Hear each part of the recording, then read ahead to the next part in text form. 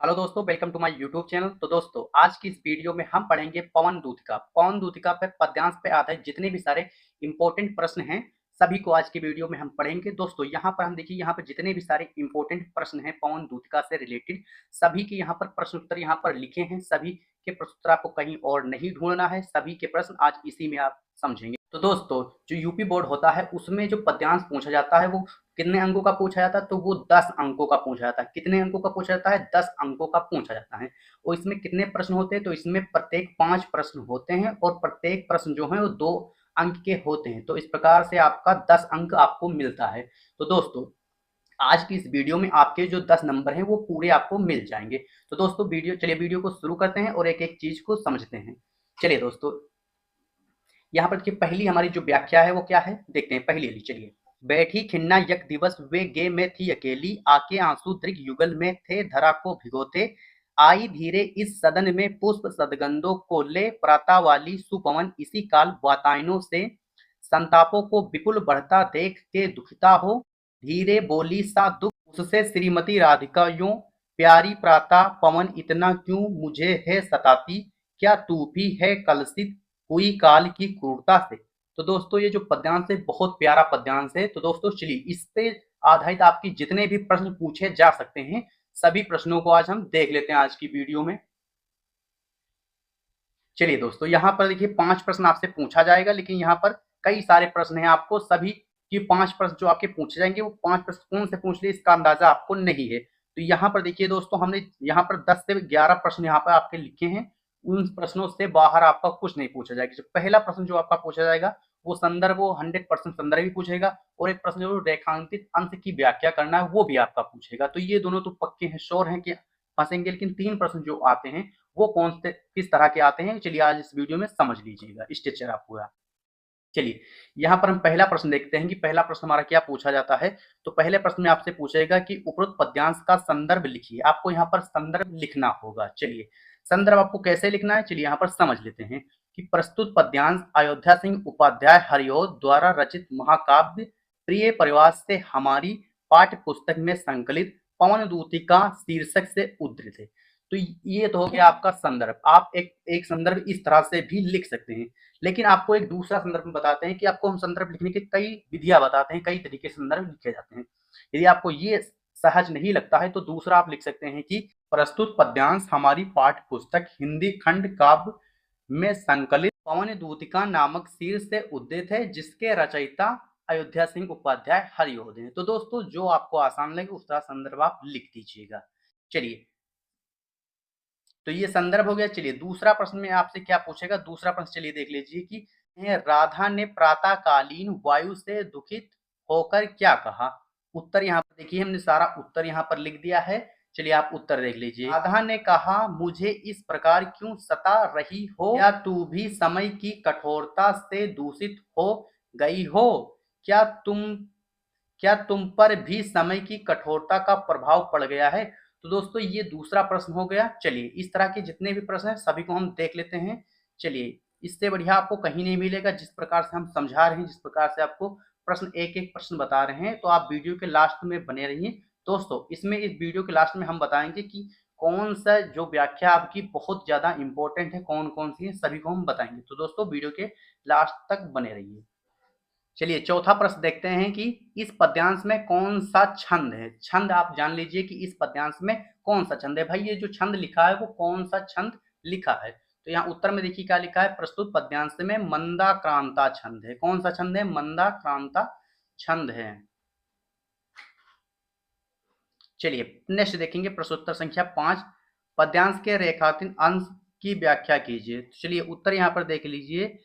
उत्तर में क्या है, रेखांकित अंश की व्याख्या। आपको पहले तो हेडिंग डालना है। हेडिंग आपको ध्यान दीजिए कि ब्लैक स्केच से ही आपको डालना है। चलिए, ठीक इसी प्रकार से आपको रेखांकित अंश की व्याख्या करना है। रेखांकित अंश की व्याख्या क्या होता है, चलिए यहाँ पर समझ लीजिए कि जितने जो शब्द लिखे हैं उनके नीचे जो लाइनें खींची हैं, केवल आपको उतने ही शब्दों की व्याख्या करना है। व्याख्या में क्या होता है कि जैसे यहाँ पर आपका 2 लाइन लिखा है तो आपकी उसको बढ़ा चढ़ा के लिखना, यानी आपको 4 से 5 लाइनों में लिखनी है। तो चलिए, यहाँ पर देखिए लिखी है, राधा दुखित होकर कहती हैं, हे प्रातःकालीन पवन, तू क्यों मुझे इस प्रकार सता रही है, क्या तू भी समय की कठोरता के कारण कलुषित विचारों वाली हो गई है? क्या तुझ पर भी समय की कठोरता का प्रभाव पड़ गया है? देखिए यहाँ पर जो देखिए ये इसकी पूरी व्याख्या हमने कर दी है। ये आपको व्याख्या इसी प्रकार से ही करना है। यहाँ पर से 2 अंक लाइनों की व्याख्या है, तो आपको 2 से यहाँ से 4 से 5 लाइनों में आपको उसकी व्याख्या करनी होगी। चलिए नेक्स्ट देखेंगे प्रश्न संख्या 6। प्रश्न संख्या 6 में हमारा क्या है? प्रस्तुत पंक्तियों में राधिका किससे बात कर रही है? राधिका जो है यहाँ पर राधा जी ही हैं। नहीं आप कोई और चीज को समझे, किसी और को समझे। चलिए यहाँ पर उत्तर देखते हैं। प्रस्तुत पंक्तियों में राधिका पवन से बातें कर रही है। राधा जी किससे बात कर रही है? तो राधा जी वायु यानी पवन से बातें कर रही है। भाई पवन यहाँ कौन है? तो पवन है दूत है। दूत का मतलब यानी कि आप समझिए वो एक प्रकार से डाकिया है, यानी अब के जमाने के हिसाब से समझिए कि एक व्हाट्सएप है या मैसेंजर आप समझिए, जो उनका संदेश श्री कृष्ण तक ले जा रही है। तो राधा जी उसी से ही अपनी सारी बातें कर रही है। चलिए नेक्स्ट देखेंगे प्रश्न संख्या 7। प्रातःकालीन पवन किस मार्ग से राधा जी के घर के अंदर आई हैं? तो यहाँ व्याख्या में आप देखिए, जब आप व्याख्या ध्यान से पढ़ेंगे तो आपको सारा चीज पता हो जाएगा। तो यहाँ देखिए लिखा है वातायनों से। वातायनों का अर्थ क्या होता है? तो वातायनों का अर्थ होता है खिड़कियों। चलिए तो आप पूरी व्याख्या पढ़िए, आपको पूरा चीज समझ में आएगा। चलिए यहाँ पर इंपॉर्टेंट, इसी वीडियो में इंपॉर्टेंट जितने भी व्याख्या सभी को हम बता रहे हैं दोस्तों। चलिए तो उत्तर देखते हैं। प्रातःकालीन पवन खिड़कियों द्वारा राधिका जी के घर के अंदर आई। चलिए यहाँ पर खिड़कियों द्वारा आई है। चलिए आई होप आपको समझ में आ रहा होगा पूरा। चलिए प्रश्न संख्या 8 देखेंगे। काव्यांश में कौन सा अलंकार है? तो काव्यांश में कौन सा अलंकार है? तो अनुप्रास अलंकार है। कौन सा अलंकार है? अनुप्रास अलंकार। दोस्तों आपको यदि अलंकार को पहचानना नहीं पता है तो दोस्तों इसी चैनल पे अलंकार, रस, छंद, अलंकार सभी की वीडियो पढ़िए, प्लेलिस्ट बनी है, आप जाइए वहां से देख सकते हैं। अन्यथा आप सर्च कर लीजिए भाई जो आपको रस पढ़ना हो वो रस, और पीछे इस चैनल का नाम आप सर्च कर लीजिए, आपको वीडियो मिल जाएगी। चलिए प्रश्न संख्या 9 देखेंगे। प्रश्न संख्या 9 में क्या है? श्रीमती राधिका पवन से क्या कहती हैं? तो राधा जी पवन से क्या कहती हैं? तो चलिए उत्तर देखते हैं यहाँ पर। श्रीमती राधिका पवन से कहती हैं, है प्यारी प्रातः वाली सुपवन। सुपवन का अर्थ क्या है? सुबह वाली हवा होता है। चलिए तू मुझे इतना क्यों सताती है? क्या तू भी समय की क्रूरता से कलुषित हुई है? तो ये दूसरा, चलिए 9वां प्रश्न हो गया। चलिए प्रश्न संख्या 10 देखेंगे। 10 कौन सा है? तो दृग दृग युगल का अर्थ लिखिए। चलिए तो दृग युगल का अर्थ क्या होता है? चलिए यहाँ पर देख लीजिए कि जो दृग होता है, दृग का अर्थ होता है नेत्र, और युगल का अर्थ होता है दोनों। तो इसका अर्थ क्या हुआ? दोनों नेत्र हुआ। चलिए प्रश्न संख्या 11 देखेंगे। काव्यांश में उल्लेखित रस का नाम लिखिए। इस जो हमने यहाँ पर अभी पद पढ़ा है इसमें कौन सा रस है? चलिए तो यहाँ पर देखिए काव्यांश में उल्लेखित रस विपर्यास वियोग श्रृंगार रस है। तो यहाँ पर कौन सा है? श्रृंगार रस का वियोग है। चलिए श्रृंगार रस के 2 भेद होते हैं, कौन कौन से? संयोग होता है, वियोग होता है। तो यहाँ पर वियोग है। चलिए फिर इसके बाद देखते हैं प्रश्न संख्या आपकी आती है। प्रश्न संख्या 12 देखेंगे। तो घर में दुखी होकर अकेले कौन बैठी थी? तो उत्तर आपका है राधा जी घर में दुखी होकर बैठी थी। चलिए तो यहाँ पर दोस्तों, यहाँ पर इस पद्यांश में टोटल 12 प्रश्न बने थे। तो सभी प्रश्नों को आपको हमने बता दिया। आपकी जो परीक्षा में है केवल 5 प्रश्न पूछे जाएंगे। कितने प्रश्न पूछे जाएंगे? केवल 5 ही प्रश्न आपको पूछे जाएंगे। तो यहाँ पर हमने 12 प्रश्न आपको बता दिया है। यदि आप ये 12 पढ़ लेते हैं तो इससे बाहर प्रश्न आपसे नहीं पूछ सकता है। तो इसलिए सभी प्रश्नों को ध्यान से पढ़िए, और हाँ सभी का स्क्रीनशॉट लेते चलिए, साथ ही में आप स्क्रीनशॉट भी लेते चलिए। चलिए नहीं आप भूल जाएंगे। चलिए दूसरा हम अपनी व्याख्या पढ़ेंगे। दूसरी में क्या है व्याख्या? चलिए लज्जासीन पथिक महिला जो कहीं दिष्ट आवे, होने देना विकृत वसना तू न सुंदरी को, जो थोड़ी भी श्रमी वह हो गोद ले श्रांति खोना, ओठों की ओ कमल मुख की मलानताएं मिटाना, कोई क्लांता कृषक लन्ना खेत में जो दिखावे, धीरे धीरे परस उसकी क्लांतियों को मिटाना, जाता कोई जलद यदि हो व्योम में तो उससे ला छाया द्वारा सुखित करना तप्त भूतांगना को। चलिए दोस्तों बहुत ही प्यारा आपका ये पद्यांश है। चलिए सभी का चलिए सभी के प्रश्न हम यहाँ पर देख लेते हैं, कितने यहाँ पर प्रश्न बन सकते हैं और सभी प्रश्नों को हम पढ़ लेते हैं। चलिए, तो यहाँ पर हम पहला प्रश्न पूछेंगे। पहला प्रश्न में आपका क्या पूछता है, तो हमने पहले ही बता दिया, आपका जो पहला प्रश्न होगा वो आपका संदर्भ होगा। संदर्भ जो पूछता है वो दो तरीकों से यूपी बोर्ड पूछ लेता है। कौन कौन तरीकों से, चलिए यहाँ पर देखिए कि लिखा है, दिए गए पद्यांश के कवि एवं कविता का नाम लिखिए। या तो आपसे इस तरह से पूछ सकता है, या फिर जैसे पिछली आप देख चुके उस तरह से पूछता है। इसमें एक चीज और पूछ सकता है कि यहाँ पर कवि का नाम ना होके यहाँ पर रचयिता का नाम पूछ ले और यहाँ पर शीर्ष का नाम पूछे, तो आपको कंफ्यूज नहीं होना है। जब आपसे संदर्भ लिखने को पूछे तब आपको संदर्भ लिखना है, और जब इस तरह से पूछे तो केवल आपको कवि का नाम लिखना है और शीर्ष का नाम। यहाँ पर आप देखिए, कवि का नाम इधर काले पेन से लिख दीजिए, और जो कवि हो जैसे अयोध्या सिंह उपाध्याय, तो इधर अयोध्या सिंह उपाध्याय नीले पेन से लिख दीजिए, और यहाँ पर पाठ का नाम लिख दीजिए और जो पाठ वो यहाँ पर लिख दीजिए। तो इस प्रकार से आपको लिखना है, नहीं आप संदर्भ आप यहाँ पर आपको नहीं लिखना है। चलिए दूसरा प्रश्न देखते हैं, दूसरा प्रश्न क्या हमारा पूछ सकता है, तो राधा पवन दूतिका से राह में पथिकों के साथ कैसा व्यवहार करने को कहती हैं। तो चलिए यहाँ पर हम समझ लेते हैं प्रश्न का उत्तर। राधा पवन दूतिका, दूतिका यानी क्यों कहा गया है, तो वो राधा जी की जो दूत बनकर जा रही है, इसलिए उनको दूतिका कहा गया। किसको दूतिका यहाँ पर कहा गया है, तो यहाँ पर पवन को दूतिका कहा गया है।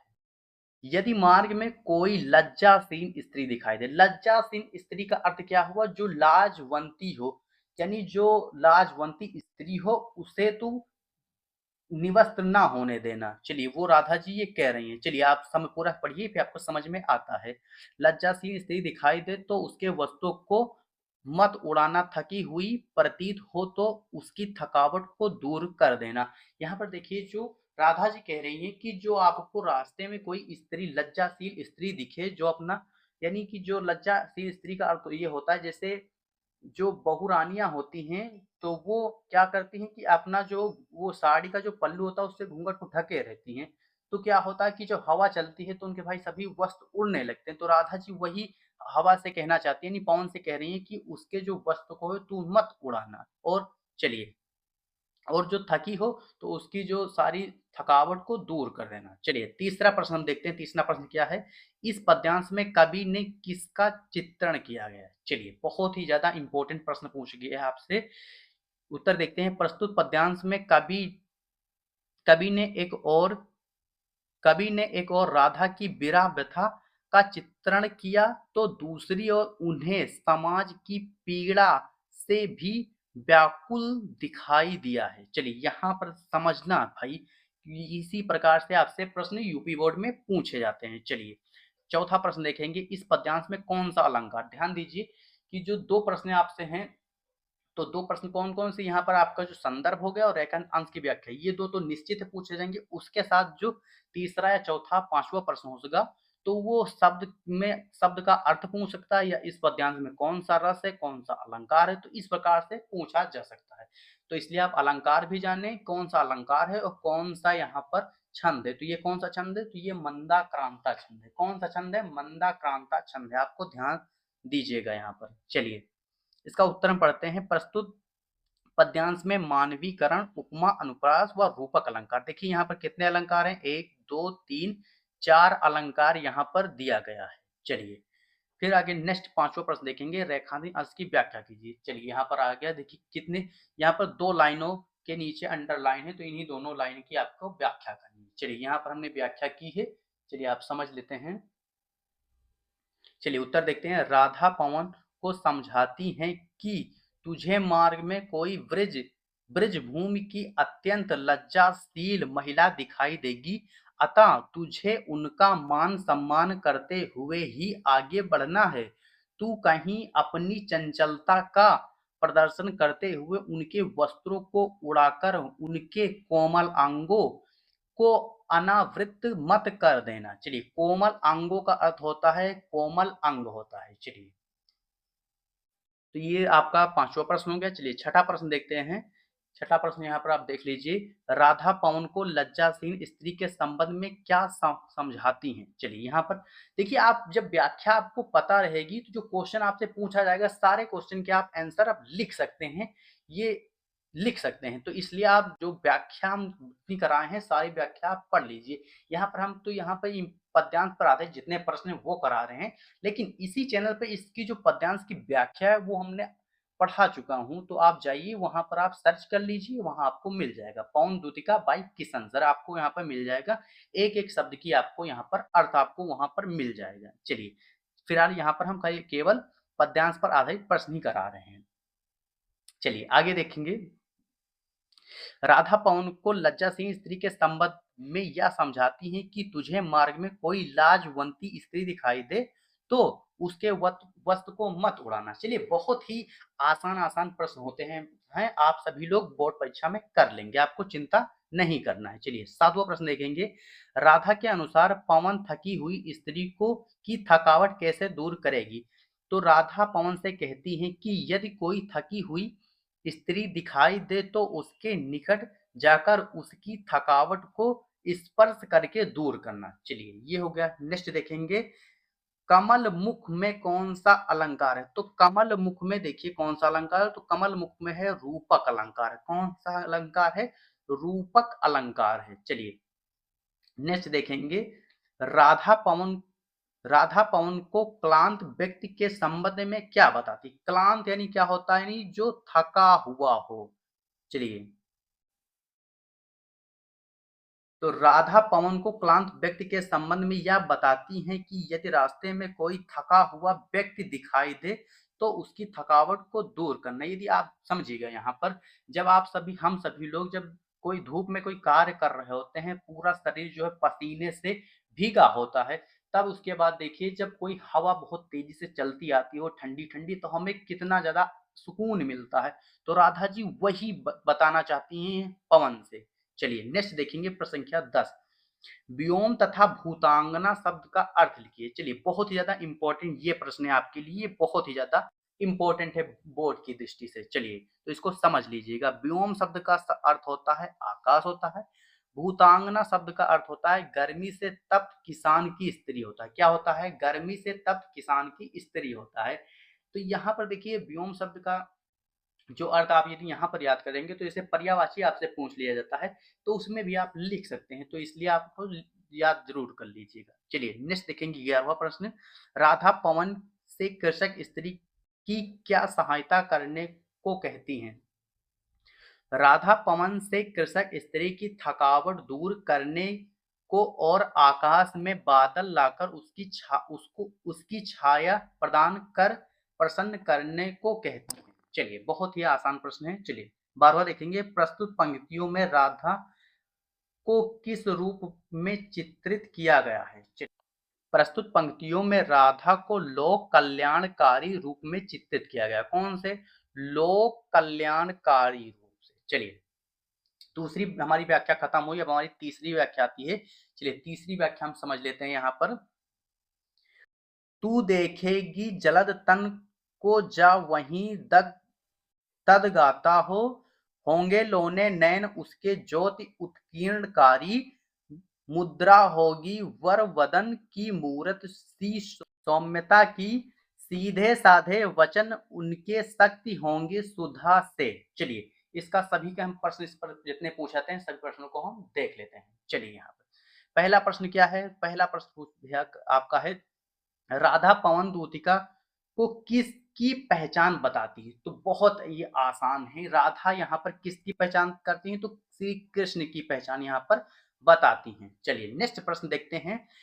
प्रस्तुत पंक्तियों में किस अलंकार का प्रयोग किया गया? यहाँ पर अलंकार कौन कौन सा है? तो चलिए यहाँ पर देख लेते हैं, पूरा आपको यहाँ पर समझ में आ जाएगा कि किसके कारण कौन सा अलंकार है। चलिए उत्तर देखते हैं। जलद तन में कौन सा अलंकार है? तो रूपक अलंकार है जलद तन में। चलिए रूपक अलंकार का। तथा सीधे साधे सिक्त में कौन सा अलंकार है? तो उपमा अलंकार, इसमें उपमा अलंकार है। चलिए यहाँ पर आपको समझ में आ रहा होगा। चलिए तीसरा प्रश्न देखते हैं।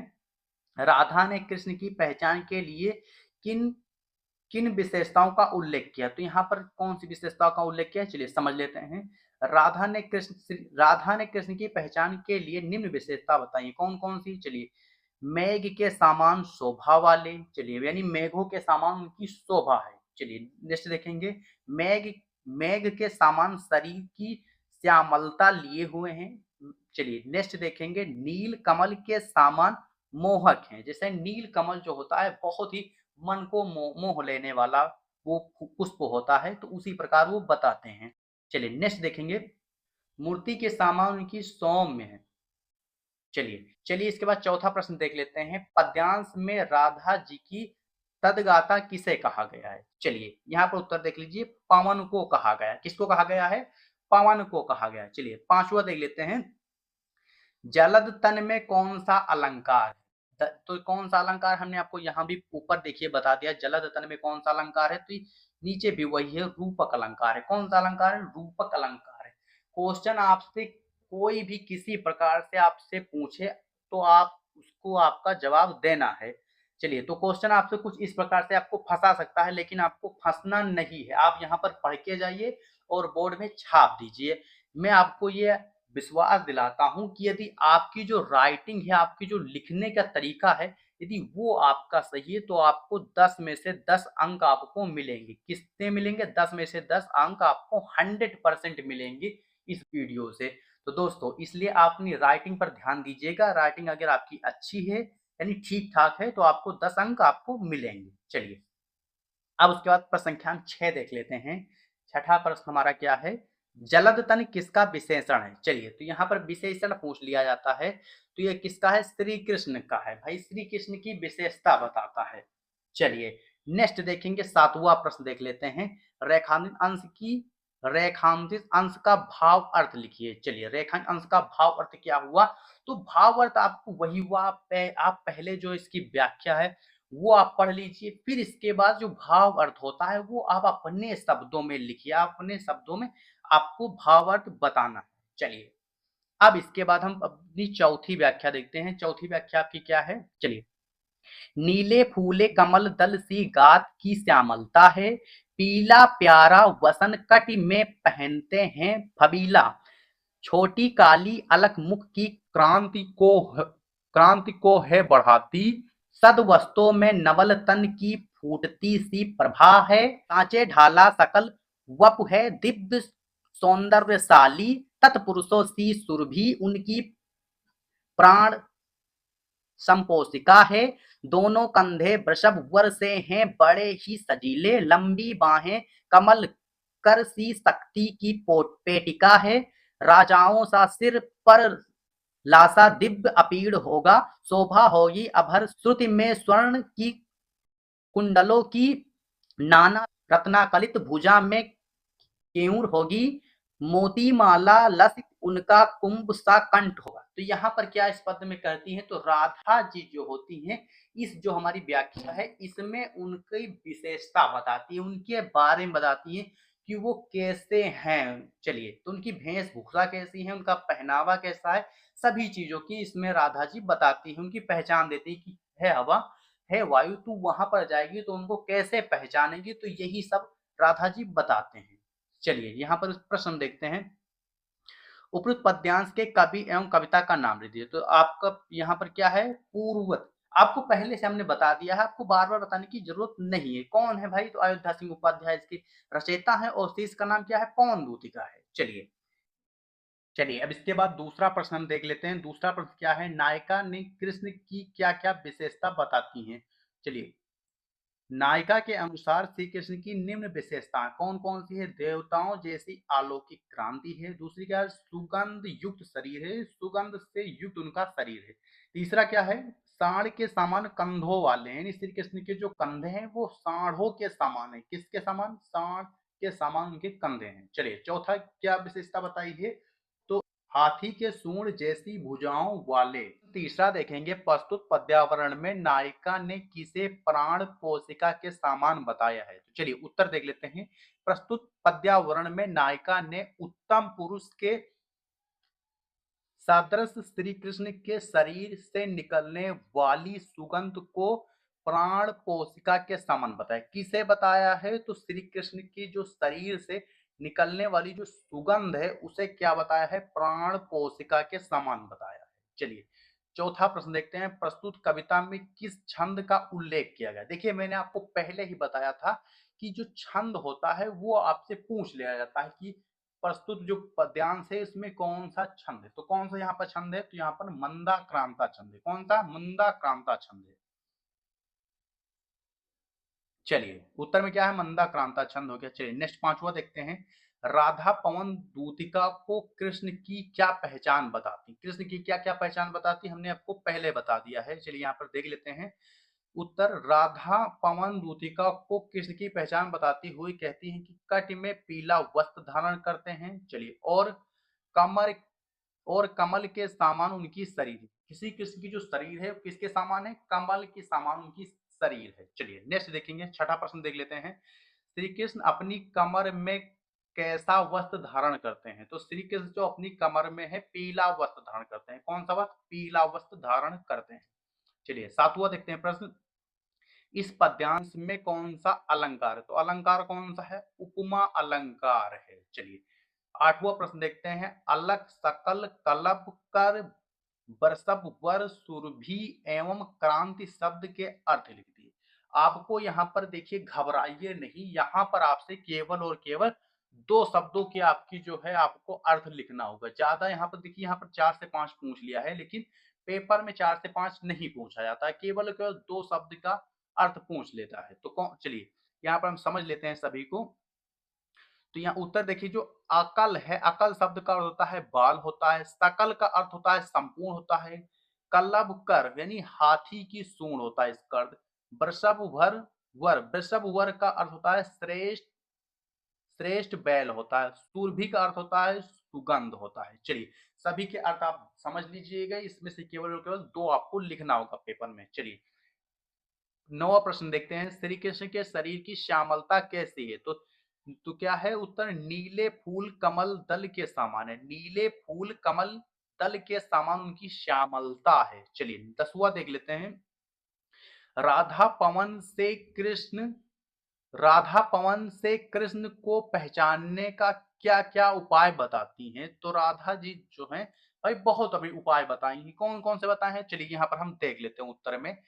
राधा पवन से कृष्ण की पहचान का उपाय बताते हुए कहती है उनकी शरीर की श्यामलता छवि नीली कमल पुष्प के सदृश है और अपने शरीर पर अत्यंत आकर्षक पीला सुंदर वस्त्र अपनी कमर में धारण किए रहते हैं। चलिए यहाँ पर उनकी पहचान बताती है कि है वायु, अगर तू जाएगी वहां तो उन्हें किस प्रकार से आप पहचानेगी तू।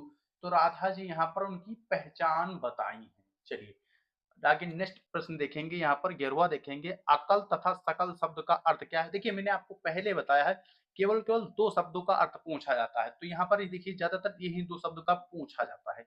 तो अकल शब्द का अर्थ क्या होता है? बालों की लटा। अकल शब्द का अर्थ होता है बालों की लट। बालों की लट क्या होती है? जो भाई बालों की लट, अकल शब्द का अर्थ होता है बालों की लट होता है, तथा सकल शब्द का अर्थ होता है संपूर्ण या सारा। भाई ये पर्यायवाची है, संपूर्ण या सारा इसकी पर्यायवाची हो गई। चलिए नेक्स्ट देखेंगे। कबल कलब कर सी में कौन सा अलंकार है? चलिए यहाँ पर उत्तर में देख लिए।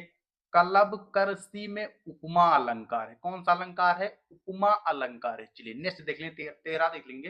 रेखांकित अंश की रेखांकित अंश का रेखांकित अंश का भाव अर्थ लिखिए। तो यहाँ पर क्या है भाव अर्थ? चलिए हमने पूरा यहाँ पर लिख दिया। भाव अर्थ यानी व्याख्या वही बात, दोनों एक ही है। चलिए यहाँ पर जितनी व्याख्या है सबको समझ लेते हैं। श्री कृष्ण के दोनों कंधे श्रेष्ठ सांड के समान विशाल और बलिष्ठ है। उनकी भुजाएं हाथी के सूंड के समान शक्ति की पिटारी हैं। चलिए दूसरी व्याख्या देखेंगे। यहाँ पर देखिए दो व्याख्या आपसे पूछी है। कितनी व्याख्या इसने आपसे पूछी है? तो यहाँ पर देखिए दो व्याख्या आपसे यहाँ पर पूछा था।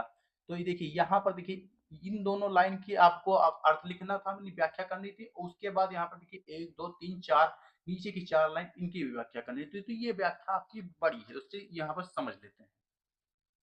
चलिए अब द्वितीय इसकी व्याख्या क्या है? द्वितीय व्याख्या देख लेते हैं।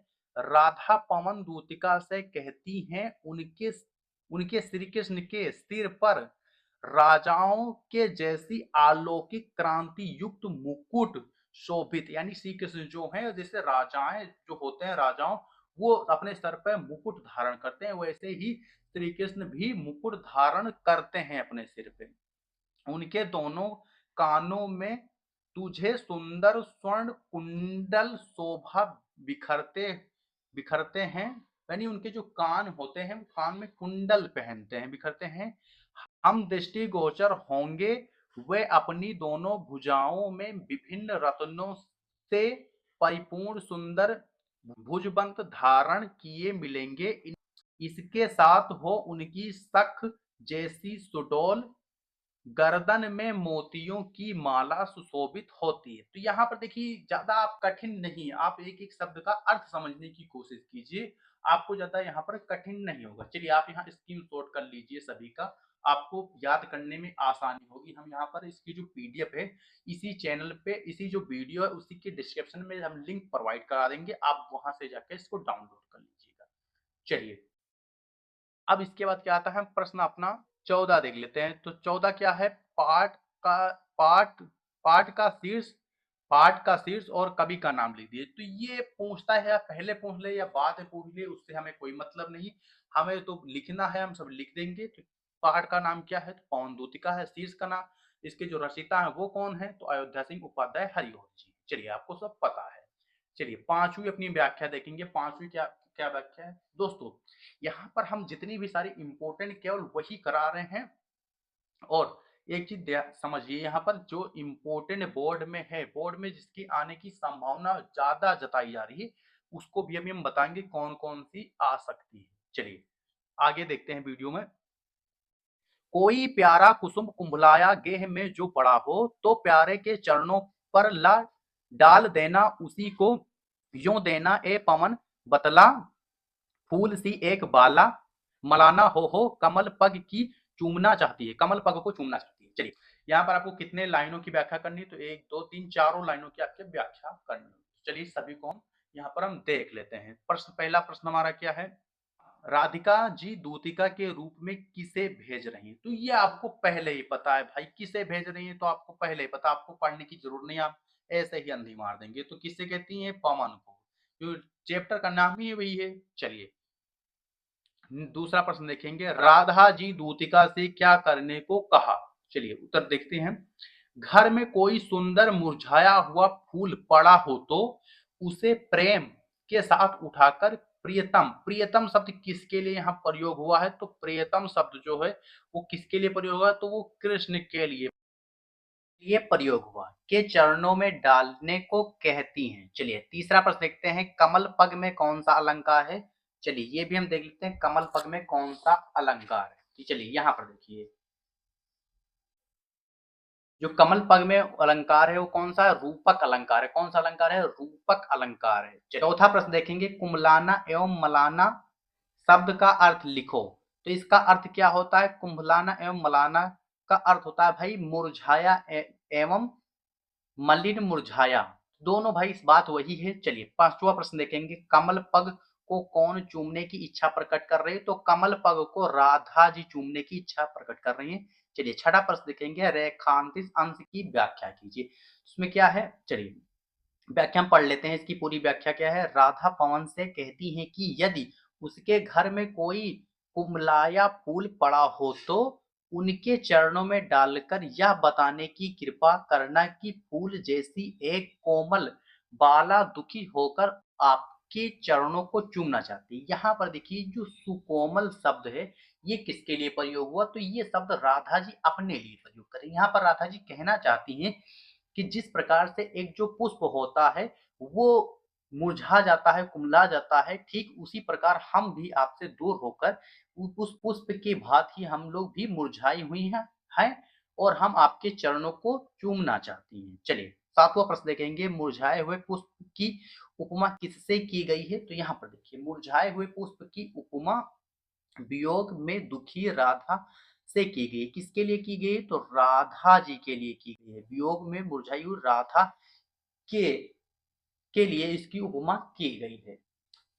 चलिए आठवां प्रश्न देखेंगे, श्री कृष्ण के कमलवत चरणों को कौन चूमना चाहती है। तो यहाँ पर अभी आपको बताया है भाई, वही प्रश्न है, प्रश्न घुमा के आपसे पूछ लिया जाता है। चलिए श्री कृष्ण के कमलवत चरणों को अप्रोच रूप से राधा चूमना चाहती हैं। कौन चूमना चाहती हैं? तो राधा जी चूमना चाहती हैं। चलिए 9वां प्रश्न देखेंगे। राधा पवन दूतिका से मुरझाए हुए पुष्प को कहाँ डालने के लिए कह रही है? तो राधा जी जो पवन से है भाई मुरझाए हुए पुष्प को श्री कृष्ण के चरणों में डाल देने को कह रही हैं। चलिए अपनी ये चीज खत्म होगी, अपनी एक छठी व्याख्या देखेंगे। छठी व्याख्या हमारी क्या है?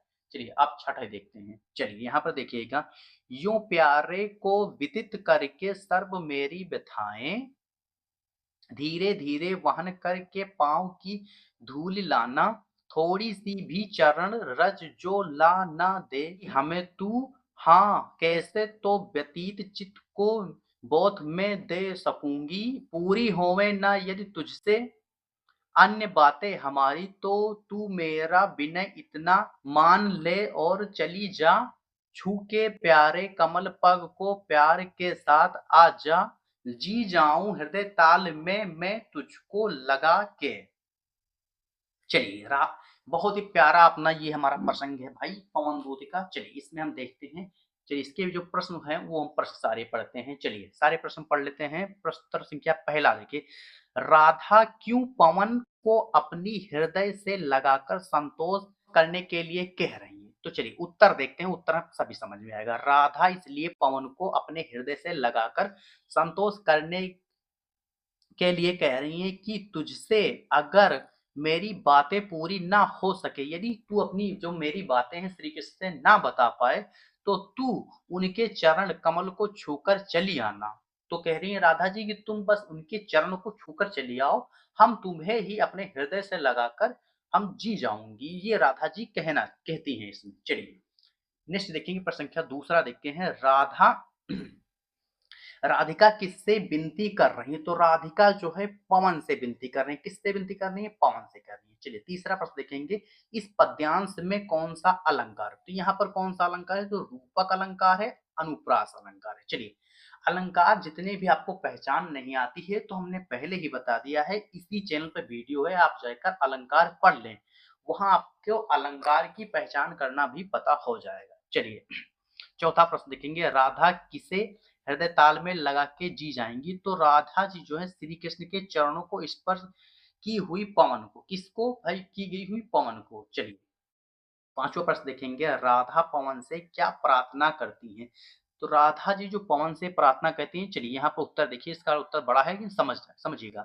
राधा पवन से प्रार्थना करते हुए कहती हैं कि मेरे विरह की सारी बातें कृष्ण से कहना और वापस आते समय उनके चरण धूलि ला देना, जिससे जिसे अपने माथे पर चढ़ाकर दुखी मन को ढाढ़स बांध सकूं। यदि ये बातें पूर्ण ना हो सके तो मेरे प्रियतम के पास जाकर कमल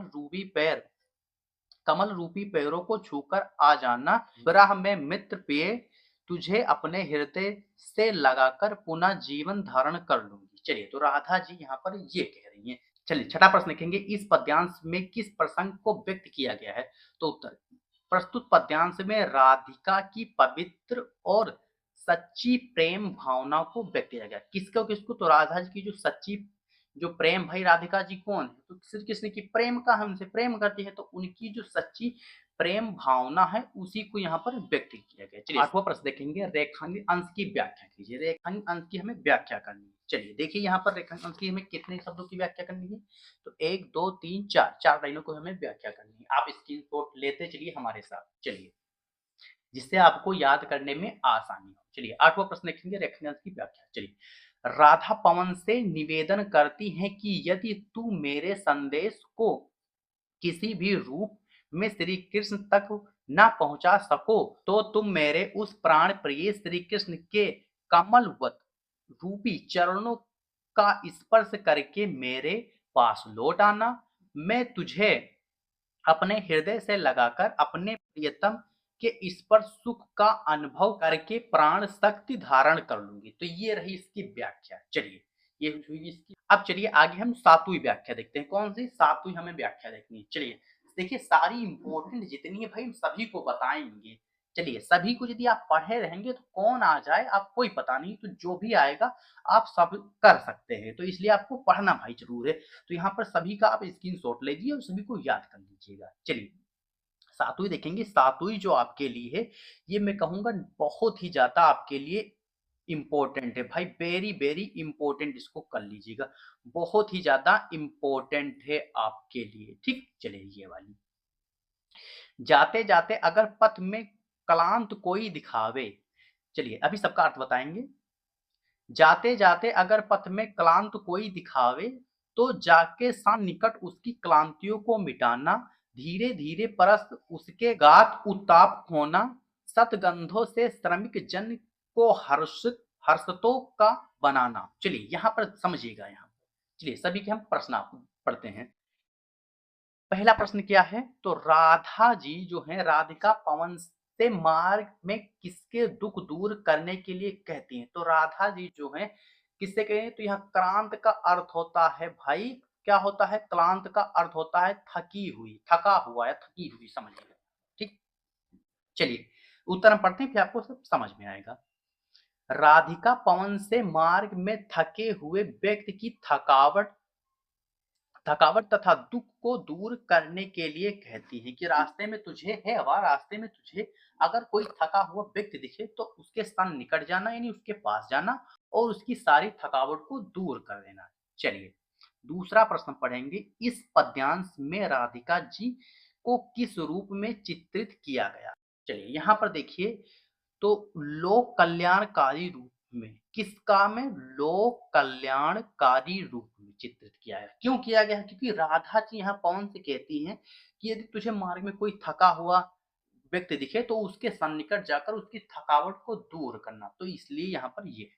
चलिए तीसरा देखेंगे कि पद्यांश में कौन सा अलंकार है, तो कौन सा है, उपमा अलंकार है, संदेह है, अनुप्रास अलंकार। तो यहाँ पर 3 अलंकार आप याद कर लीजिएगा। चलिए आपकी 8वीं व्याख्या पढ़ते हैं, 8वीं करते हैं। चलिए 8वीं भी आपके लिए बहुत ही ज्यादा इंपॉर्टेंट व्याख्या है। चलिए तो 8वीं क्या है, सूखी जाती मलिन लतिका जो धारा में पड़ी हो, तो पांव के निकट उसको श्याम के ला गिराना, यूं सीधे से प्रकट करना प्रीतम से वंचिता हो, मेरा होना अति मलिन और सूखते नित्य जाना, कोई पत्ता नवल तरुण का पीत जो हो रहा हो, तो प्यारे के दृग युगल के सामने ला उसे ही धीरे धीरे संभाल रखना, और उन्हें यूं बताना, पीला होना प्रबल दुख से प्रोसिता सा हमारा। चलिए यहाँ पर आप समझिएगा, ये इंपॉर्टेंट आपके लिए, काफी ज्यादा इंपॉर्टेंट है,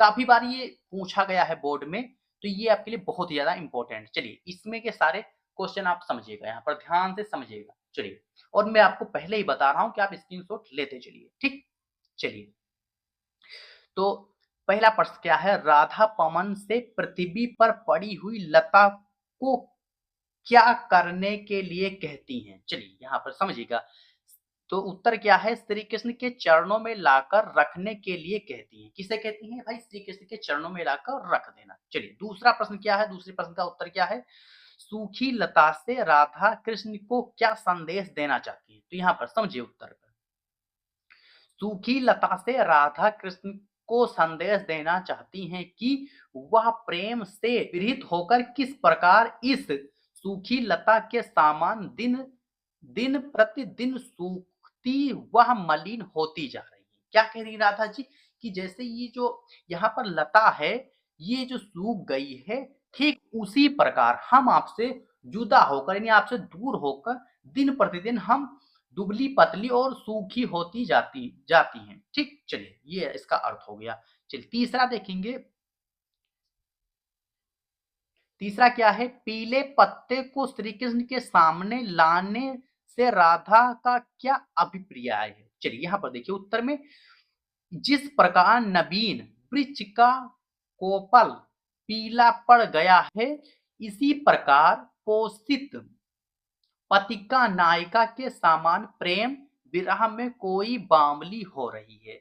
चलिए यहाँ पर समझिएगा, राधा जी यहाँ पर क्या कहना चाहती हैं कि जिस प्रकार नवीन, नवीन का अर्थ होता है छोटा, वृक्ष का अर्थ होता है पेड़, भाई समझते हैं, तो कोपल पीला पड़ गया है, तो इसी प्रकार जो है, इसी प्रकार जो पोषिका पतिका नायिका हैं, जो नायिका जी हैं, वो भी उसी पत्ते के समान जो क्या है, प्रेम, सामान प्रेम, विरह में कोई बावली हो रही है, वो बावली हो रही है। चलिए चौथा देखेंगे, पोषिता सा में कौन सा अलंकार है, तो यहाँ कौन सा उपमा अलंकार है यहाँ पर। चलिए उपमा अलंकार। पांचवा प्रश्न देखेंगे, राधा पवन से पृथ्वी पर पड़ी हुई लता को क्या करने के लिए कहती हैं, तो चलिए उत्तर देखिए, समझ में आ जाएगा। राधा पवन से पृथ्वी पर पड़ी हुई लता को, यहाँ पर लता होगा भाई, यहाँ मिसप्रिंट हो गया, लता को श्री कृष्ण के पांव के पास गिरा देने को कहती है। यहाँ पर लता है, चलिए यहाँ पर लता है, क्या है, लता है, ठीक, लता आप समझिए। छठा प्रश्न देखेंगे, आपका छठा प्रश्न क्या है, सूखी लता से राधा कृष्ण को क्या संदेश देना चाहती है, तो सूखी लता से राधा श्री कृष्ण को यह संदेश देना चाहती हैं कि इस प्रकार यह लता जो है ये सूखी और मलिन हो गई, ठीक उसी प्रकार हम भी, आपकी जो विरह है उसी में हम भी सूखी और मलिन होती जा रही हैं। चलिए सातवां प्रश्न आपका देखेंगे, सातवां प्रश्न क्या है, तो सातवां प्रश्न चलिए देखिए समझिएगा। यहाँ पर पीले पत्ते को श्री कृष्ण के सामने लाने से राधा का क्या अभिप्राय है। चलिए यहाँ पर देखिए, पीले पत्ते को श्री कृष्ण के सामने लाने से राधा का अभिप्राय यह है कि मैं भी प्रोसित प्रोसित पतिका नायिका के सामान्य पीली पड़ती जा रही हूँ। जिस प्रकार वो जो लता है वो पीली पड़ती जा रही है, ठीक उसी प्रकार हम भी पीली पड़ती जा रही हैं। चलिए स्क्रीनशॉट आप ले लीजिए। चलिए नेक्स्ट देखेंगे। चलिए आठवां प्रश्न देखेंगे। आठवां प्रश्न क्या है, उपरोक्त पद्यांश की रेखांकित अंश की व्याख्या कीजिए। चलिए रेखांकित अंश की हमको व्याख्या यहाँ पर करनी है। चलिए रेखांकित की हम व्याख्या यहाँ पर करते हैं। राधा कहती है कि हे पवन, यदि किसी ने वृक्ष का कोई पत्ता पीला पड़ गया हो तो उसे प्रिय के सामने धीरे से रख देना और उन्हें बताना कि इसी प्रकार मैं राधा, मैं यानी मैं यहाँ किसके लिए प्रयोग हो, तो मैं राधा के लिए प्रयोग हो, ठीक, मैं भी पोषित पतिका नायिका के समान पीली पड़ती जा रही, जिस प्रकार वो पीला पत्ता, जो पत्ता है भाई, लता है, वो पीली पड़ रही है, ठीक उसी प्रकार हम भी पीले पड़ी जा रही हैं। चलिए नौवां प्रश्न देखेंगे। पाठ का शीर्ष तथा रचयिता के नाम का उल्लेख कीजिए। कौन है, पहले से आपको पता है। चलिए 10वां प्रश्न देखेंगे। उपयुक्त उदाहरणों में व्यक्त रस का नाम लिखकर उसके स्थायी भाव का उल्लेख कीजिए। ध्यान दीजिए। चलिए 10वां प्रश्न देखिए, उपयुक्त उदाहरणों में व्यक्त रस का नाम लिखकर उसके स्थायी भाव का उल्लेख कीजिए। उत्तर पढ़ते हैं। प्रस्तुत उदाहरण में वियोग श्रृंगार रस है तथा इसका स्थायी भाव रति है। भाई यहाँ पर कौन सा रस है, तो यहाँ पर वियोग श्रृंगार रस है, क्योंकि राधा जी और श्री कृष्ण जी जो ये दोनों अलग अलग हैं, तो यहाँ पर कौन सा है, वियोग श्रृंगार रस है। चलिए अब आती है भाई 11वां प्रश्न देख लेते हैं। पोषिता सा में कौन सा अलंकार, तो कौन सा अलंकार है, उपमा अलंकार है, उपमा अलंकार है। चलिए 12वां प्रश्न देखेंगे। राधा सूखी और मलिन लतिका के माध्यम से पवन दूतिका के द्वारा क्या संदेश दिलाना चाहती है, तो यहाँ पर उत्तर देखिए। राधा सूखी और मलिन लतिका के माध्यम से पवन दूतिका के द्वारा यह संदेश देना चाहती हैं कि राधा भी आपके वियोग में सूखती और मलिन होती जा रही है। चलिए चलिए अब इसके बाद आती है आपकी नौवीं व्याख्या। नौवीं व्याख्या जो आपके लिए वेरी वेरी इंपॉर्टेंट है। क्या है, वेरी वेरी इंपॉर्टेंट आपके लिए है। यूपी बोर्ड वाले जितने भी विद्यार्थी हैं सभी के लिए ये बहुत ही ज्यादा इंपॉर्टेंट है, आपकी नौवीं व्याख्या। चलिए तो नौवीं व्याख्या क्या है, चलिए हम समझ लेते हैं। बहुत ही ज्यादा इंपॉर्टेंट है, बार बार ये पूछी जाती है व्याख्या। आपको मैंने बताया है कि यहाँ पे 3 से 4 जो व्याख्या है, ये 3 जो व्याख्या आपके लिए बहुत इंपॉर्टेंट हमने आपको बता दी है। तो सबसे ज्यादा इंपॉर्टेंट इसमें यही वाली व्याख्या, ये हर बार लगभग लगभग पूछी जाती है। क्योंकि यूपी बोर्ड में कितने सेट होते हैं, 7 सेट होते हैं। सेट का मतलब क्या है कि 7 सेटों में आपका जो पेपर बनता है भाई, 7 पेपर बनते हैं। 7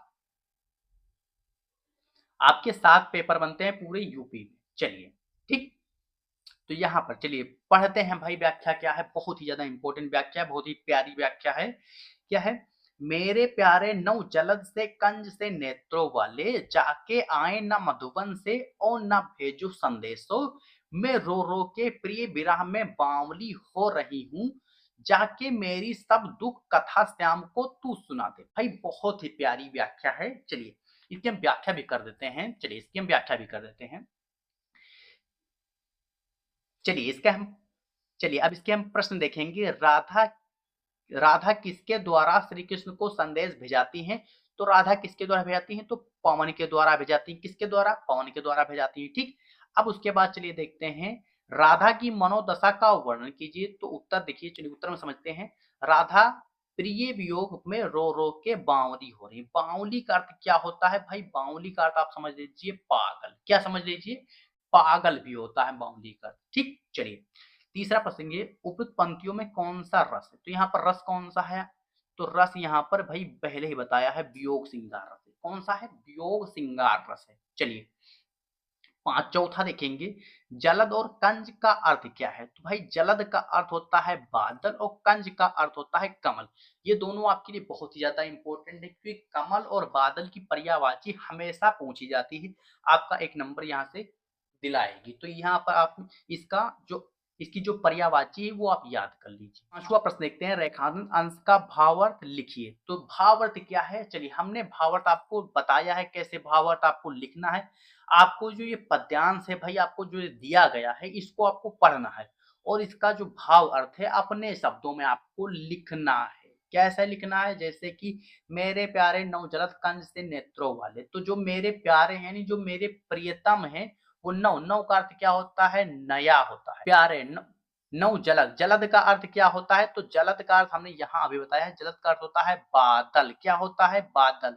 कंज, कंज का अर्थ क्या होता है? कमल। कमल से नेत्रों वाले, जो मेरे जो प्रियतम हैं वो जलद यानी कमल, जलद यानी बादल, बादल से, और क्या है? कंज, कंज, कंज मतलब होता है कमल, कमल की नेत्रों वाले हैं। और क्या है? जाके ना आए मधुबन से और ना भेजो संदेशा, कि वो जब से वो मधुबन गए हैं तब से वो लौट कर नहीं आए, और ना कोई चिट्ठी ना कोई मैसेज, कुछ भी नहीं हमें किया है। ठीक। मैं रो रो के प्रिया विरह में बावली हो रही हूँ। राधा जी कहती हैं, क्या कहती हैं? राधा जी कहती हैं कि मैं जो है पिए, यानी श्री कृष्ण, पिए किसके लिए प्रयोग हुआ? तो पिए जो है श्री कृष्ण के लिए प्रयोग हुआ। तो कहती हैं कि मैं उनकी विरह में रो रो के पागल सी हो रही हूँ। कैसी हो रही हूँ? मैं उनकी विरह में पागल सी हो रही हूँ। और आगे देखते हैं, जाके मेरी सब दुख कथा श्याम को तू सुना दे। तो यहाँ पर राधा जी किससे कह रही? तो राधा जी यहाँ से पवन से कहती कि है पवन, तू जा, वहां जाना श्री कृष्ण के पास, और मेरी सारी दुख कथा, सारी जितनी मेरी दुख तकलीफ है वो सारी श्री कृष्ण को सुना देना। तो इसका ये भावार्थ हुआ। कुछ इसी प्रकार से आपको इसका भावार्थ लिखना है। चलिए दोस्तों, तो दोस्तों आई होप आपको आज का वीडियो समझ में आया होगा। दोस्तों आज की वीडियो में हमने सारे चैप्टर के, इस जो चैप्टर हमारा पवन दूत का है भाई, इसमें की जितने भी सारी इंपॉर्टेंट व्याख्या थी, जितने भी सारे यूपी बोर्ड में आने वाली व्याख्या थी, हमने सभी को यहाँ पर करा दिए।